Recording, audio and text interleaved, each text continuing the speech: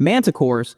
These insects prove that in the world of ice and fire, the deadliest creatures aren't always the largest. Native to the Manticore Isles of the Jade Sea, these creatures are small, black-shelled arthropods. They are scorpion-like, with a barbed tail and, most disturbingly, a face on their shell that looks almost human, twisted into an almost hateful expression. When curled up, they resemble ornamental scarab beetles, which is exactly how assassins smuggle them. Their venom is among the fastest-acting poisons in the known world. It kills the instant it reaches the bloodstream. Qyburn claimed that a thickened version of manticore venom was used on Prince Oberyn Martell's spear during his duel with the Mountain in Season 4. Though the Mountain won the fight, the venom turned his blood black and caused his flesh to fall off in sheets, effectively rotting him while his heart was still beating. Only Qyburn's forbidden sorcery kept the rotting titan upright and functional as a silent, undead bodyguard to Cersei. The most dramatic manticore appearance came in Season 3, when a child in Astapor presented Daenerys with a small wooden ball. It opened to reveal a manticore that sprang at her chest. Ser Barristan Selmy, disguised at the time as the old Squire Arstan Whitebeard, knocked it aside with his staff, mere moments before it stung.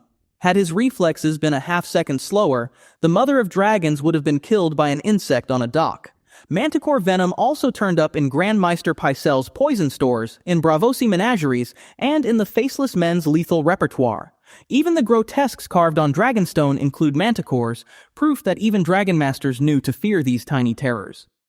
White Walkers and Wights. For 8,000 years, they were a ghost story. Known in ancient texts as the Others, they were the enemy so terrible that the continent raised a 700-foot, 300-mile wall of ice just so they could forget about them. In the TV series, the first Walker was a man transformed by dragon glass and dark magic by the children of the forest. The result was a pale, gaunt creature that radiated cold, with pale blue blood and bones like milk glass. In the books, their true origin remains one of the great unsolved mysteries, and George R.R. Martin himself has indicated the Others are not simply undead. Legend says the Others rode giant ice spider-like creatures, but canon never confirms exactly what they were. More on that later in the video. White Walkers wielded crystalline blades that sang when they cut, and they wore armor that reflected the world around them like living mirrors. They possessed the most terrifying power of all, the ability to raise the dead. Every fallen soldier, every frozen corpse could become a blue-eyed puppet in an army that grew with every battle it won. That power extended to animals as well.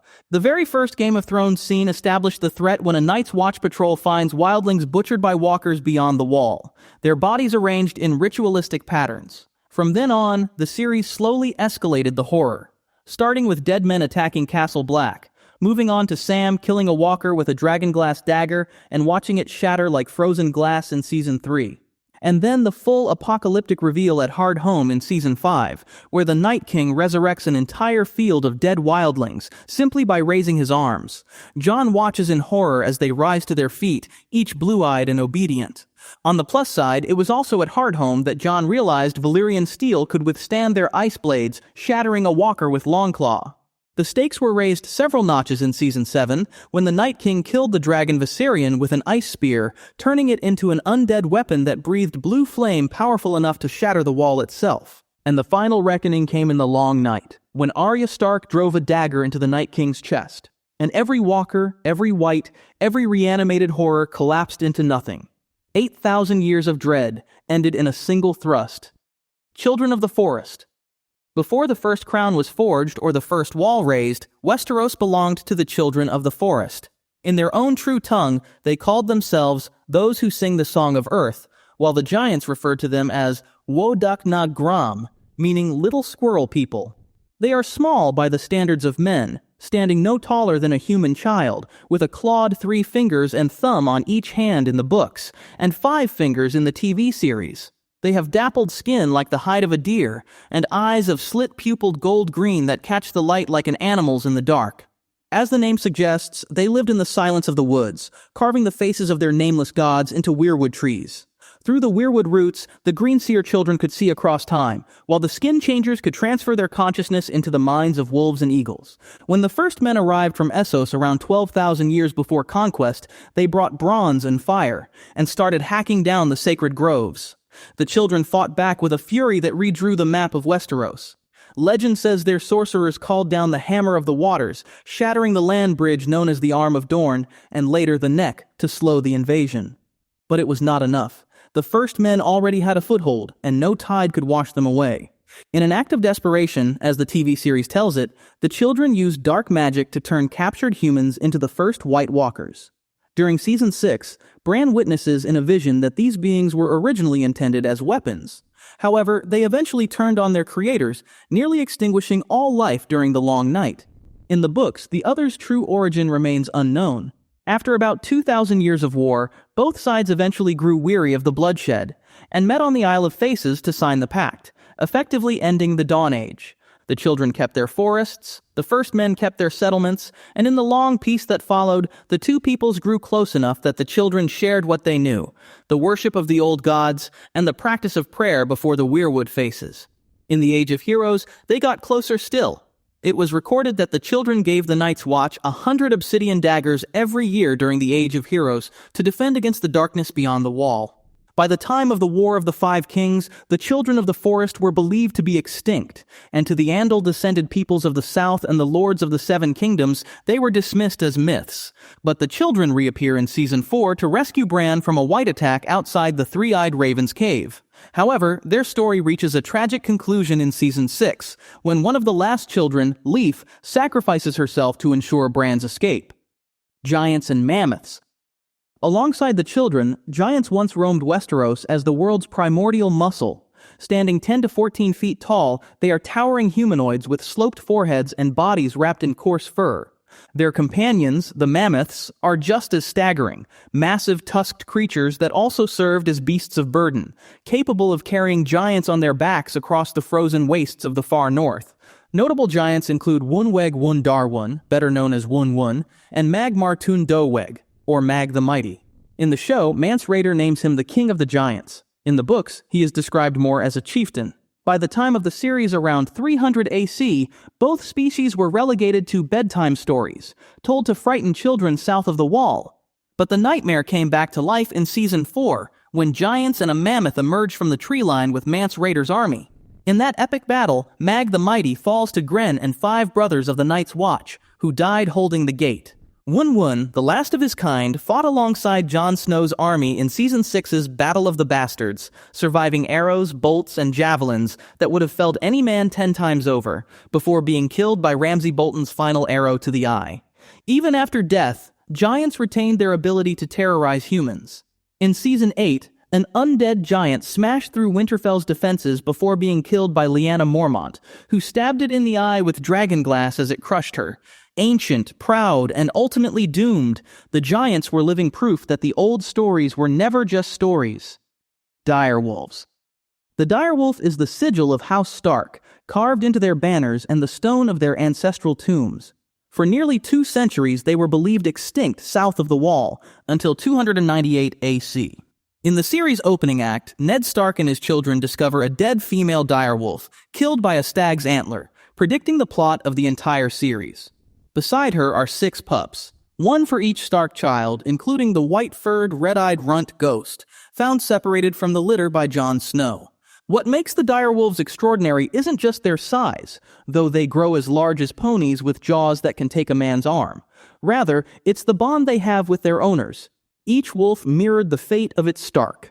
Lady, gentle and trusting, was executed in 298 AC at Cersei Lannister's command, foreshadowing Sansa's long captivity. Grey Wind charged into every battle alongside Robb Stark, only to be slaughtered at the Red Wedding.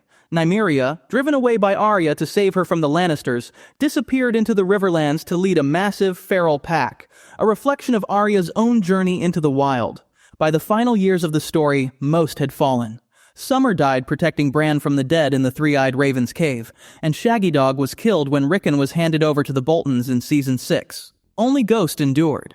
He fought through the Great War, lost an ear to the army of the dead, and eventually returned to the far north at Jon's side. The last direwolf returning to the wild alongside the last Stark, who truly belonged there. Skinchangers and Greenseers.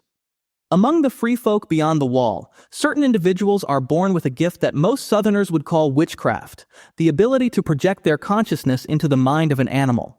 These are the Skinchangers, those who enter an animal's mind. or when the animal is a wolf or dog, wargs.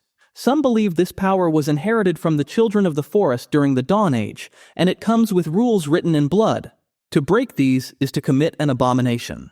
As passed down by teachers like the wildling Elder Hagen, these are 1. Never eat the flesh of man while wearing the skin of a beast. 2. Never mate with an animal while inhabiting its body. 3. Above all, never slip into the mind of another human being. The wildling Varamir Sixskins was a famous practitioner. Among thousands of Skinchangers, a rare few are born with green sight. These Greenseers, the wise ones of the children of the forest, gifted with visions, can not only enter animals but peer through the Weirwood network, seeing events across continents and centuries. Bran emerged as the most powerful Greenseer in living memory. He first experienced wolf dreams as summer as early as Season 1, but soon crossed a more disturbing threshold by entering the mind of the servant Hodor.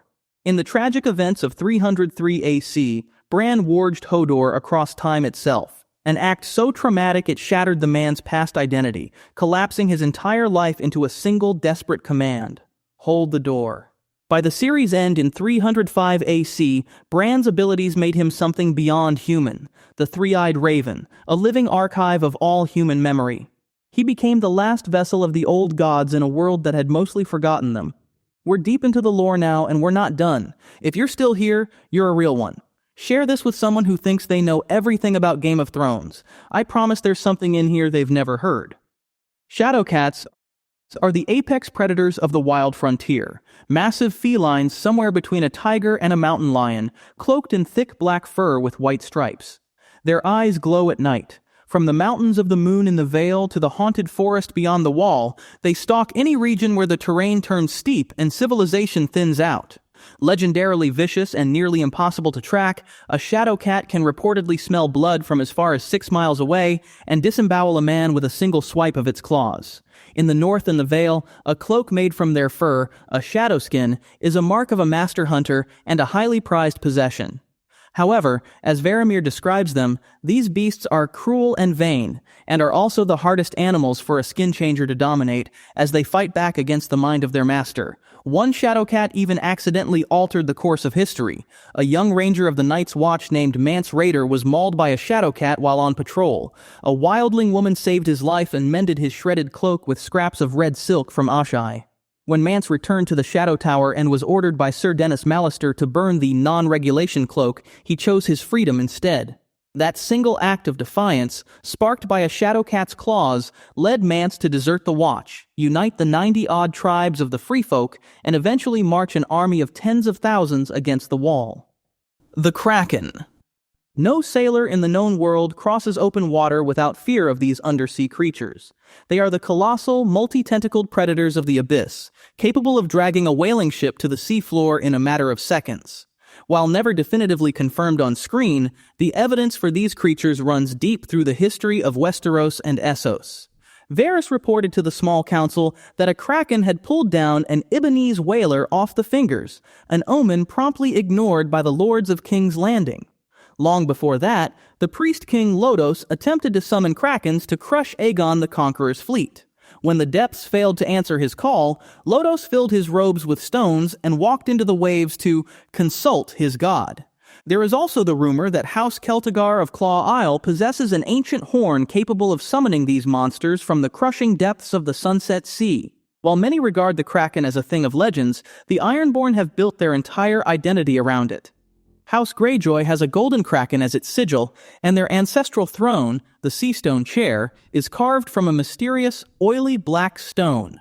Legend holds that the first men found it already there when they arrived on the Iron Islands. Some maesters, noting its strange properties, speculate it may have been fashioned by builders far older, perhaps the so-called Deep Ones, though this remains unsettled. These hint at an ancient, unknowable relationship between the islands and the deep. During the later wars, Euron Greyjoy styled himself as the living Kraken, a force of nature that rises from the sea to claim the world. Giant ice spiders. Of all the creatures in Westerosi legend, the giant ice spiders occupy a uniquely unsettling space, feared by everyone, yet confirmed by no one. During the Long Night, they were thought to be the ultimate hunters of the frozen wasteland. As Old Nan whispered to Bran Stark in Season 1, the others rode these pale spiders big as hounds, using them to track the last survivors of humanity through the snow. Whether they are literal giant spiders, frozen waste creatures, or magical constructs remains unclear. Canon never confirms their true nature, but we do know they have multiple legs and are fast enough to serve as cavalry for the others, ranging across the frozen terrain. If the walkers were Death's generals, the ice spiders were their dogs of war. Their presence lingers in the TV show's dialogue and deep lore. During Jon's meeting with wildling leaders at Hardhome, one wildling scoffed that the old legends also include giant ice spiders, yet the mere mention still drew unease. The implication is clear. Even men and women who lived alongside giants and had seen the dead walk still speak of these creatures with genuine terror. The showrunners reportedly considered bringing them to life for the final seasons, but ultimately decided against it, with D.B. Weiss citing the big-as hound scale as why realizing them on screen proved difficult. Which creature do you think got robbed of screen time? Let us know in the comments below. Basilisks. These creatures are the reason explorers rarely return from the steaming jungles of Sothoryos. They are massive, ferocious reptiles that range from the size of a hound to twice the size of a lion. They were known to infest the southern continent in such terrifying numbers that the Valyrians used Gogossos in the Basilisk Isles as a twisted penal colony, a death sentence in all but name. These nightmarish creatures are fast enough to close distance before you draw a sword, and vicious enough to tear a warhound apart in seconds. In the books, Daenerys witnessed exactly that at a gaming pit by the harbor, a basilisk shredding a large dog while sailors placed bets. But while their teeth are lethal, their true power lies in their blood. Basilisk-blood rewires its victim. Any warm-blooded creature that ingests it is possessed by a violent, irreversible madness. As the saying goes, a mouse will attack a lion. The Faceless men weaponized this with surgical precision. In the books, during Arya's training in Braavos, she pieces together what likely happened at Harrenhal. Jaqen H'ghar didn't need to touch Whis, the cruel steward. A single drop of basilisk blood slipped into the dog's food was enough to turn a faithful companion into a frenzied killer that tore its master's throat out. Basilisk venom is known to appear in the hidden stores of those who traffic in poisons, sitting alongside Nightshade and Sweet Sleep, proof that even in the gilded halls of King's Landing, the green hell of Sothoryos had already reached through the door. Dragons. No creature in this universe carries more significance than dragons. They are the reason the Targaryens ruled Westeros, and the reason the Valyrian Freehold conquered much of the known world during their 5,000-year empire. Dragons are not simply large reptiles. They are magic-made flesh, possessing blood so hot it smokes in the air, and breath capable of melting castle stone into slag. According to legend, the Valyrians were originally sheep herders whose rise to power began when they discovered dragons living in the 14 Flames, a massive volcanic chain. Those volcanoes erupted in 102 BC, obliterating the entire Valyrian peninsula, an event known as the Doom of Valyria. The Targaryens were the only Dragonlord house to survive with dragons intact, having relocated to Dragonstone 12 years earlier. Balerion had been born in Valyria itself. After the other dragons Aenar brought to Dragonstone died, he became the last living creature to have seen the Freehold in its prime. Vhagar and Meraxes hatched on Dragonstone during the Century of Blood. Balerion was the largest and most powerful dragon in history. His scales were as black as coal, and his wingspan was large enough to shroud entire towns in darkness as he flew overhead. His fire possessed jaw-dropping power, capable of melting the massive towers of Harrenhal into the twisted ruins seen in the series. During the Conquest, 2 BC to 1 AC, Balerion and 2 younger dragons, Vhagar and Meraxes, burned 6 kingdoms into submission. Vhagar would grow to be nearly as large as Balerion by the time of the Dance of the Dragons. However, the Dance of the Dragons, which took place between 129 and 131 AC, pitted kin against kin and nearly drove the species to extinction. Notable dragons from this era include Caraxes, the Bloodworm, known for his long serpentine neck and terrifying shrieks, and Sunfire the Golden, considered the most beautiful dragon to ever fly. The last dragon died in 153 AC, a sickly, stunted creature. For a century and a half, the world moved on without them, until Daenerys emerged from a funeral pyre with 3 hatchlings, Drogon, Rhaegal, and Viserion. Their rebirth changed the nature of war again. During Season 7, for example, Drogon incinerated the Lannister supply train with ease. But the species' story came to a dramatic end. Viserion was killed and resurrected as an undead dragon by the Night King to shatter the wall, while Rhaegal was shot down by Euron Greyjoy's fleet. In the series finale, Drogon melted the Iron Throne, the seat that had consumed his mother's soul, and flew east, the last of his kind vanishing into the horizon. As revealed by King Viserys in House of the Dragon, these majestic creatures were never meant to merely serve human ambition. They were the fire in the Song of Ice and Fire.